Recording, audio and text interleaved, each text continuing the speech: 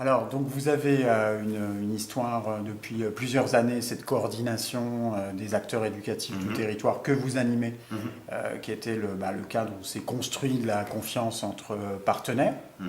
éducatifs. Et donc, là, l'année dernière, quel intérêt vous avez vu à venir brancher là-dessus, peut-être, la campagne Mille et un territoires. Alors, du coup, il y a deux réflexions qui se croisent.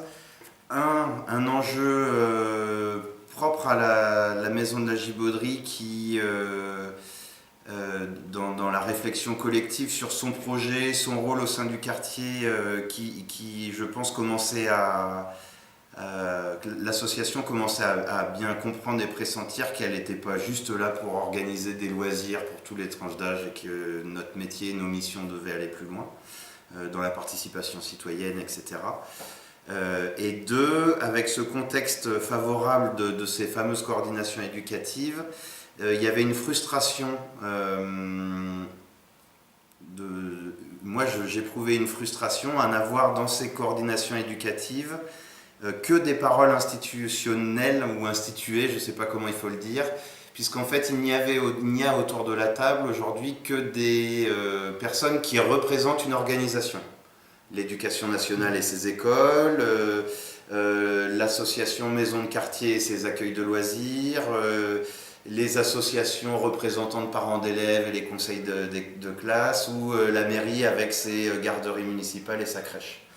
Et finalement, on ne retrouvait pas dans ces temps de coordination l'acteur principal de l'éducation d'un enfant, qui sont les parents.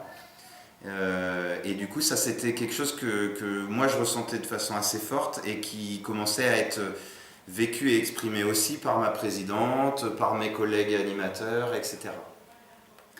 Et à plusieurs reprises sur 2015, dans nos coordinations éducatives, territoriales, certains acteurs, et ou nous parlions des personnes éloignées de nos institutions.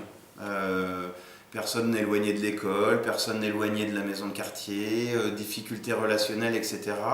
Et donc du coup, j'avais souhaité démarrer l'année scolaire 2015-2016 avec ces coordinations, avec une coordination thématique sur finalement qu'est-ce qu'on mettait derrière ce terme famille ou parents éloignés de nos institutions, qu'est-ce que ça représente pour nous les uns et les autres, quels freins on identifie.